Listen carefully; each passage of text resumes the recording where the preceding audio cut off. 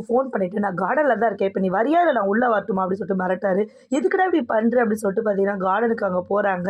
இதான் சாக்குன்னு சொல்லிட்டு கௌதம் சூர்யாவ கூப்பிட்டு காட்டுறாரு. பாரு ப்ரோ என்னைய எவ்வளோதான் துரோகம் பண்றான்னு.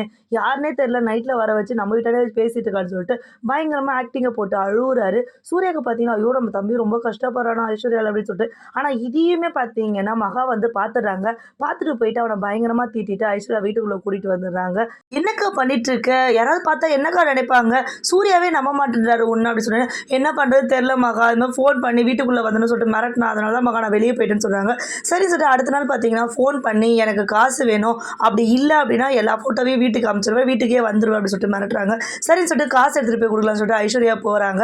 அப்போ வந்து ஃபோட்டோஸ் எல்லாமே வந்து கௌதம் எடுத்து வச்சுக்கிறாங்க. இது ஒரு ஆதாரமா இருக்கும் அப்படின்னு சொல்லிட்டு அவங்க கூட பேசுற மாரி, அவங்க கிட்ட நெருங்குற மாரியான ஃபோட்டோஸ்லாம் எடுத்துட்டு வந்து வீட்ல சூர்யா கிட்ட காட்டுறாங்க. சூர்யாவும் பார்த்தீங்கன்னா நம்பிடுறாங்க. அதுக்கு முன்னாடியே பார்த்தீங்கன்னா மகா சொல்லியிருப்பாங்க. ஆனா மகாவ நம்ப மாட்டேன்னு சொல்லிட்டு சூர்யா சொல்லிடுவாரு. ஆதாரத்த திரட்டணும்னு சொல்லிட்டு போலீஸ்காரங்க கிட்ட சொல்லியிருப்பாரு.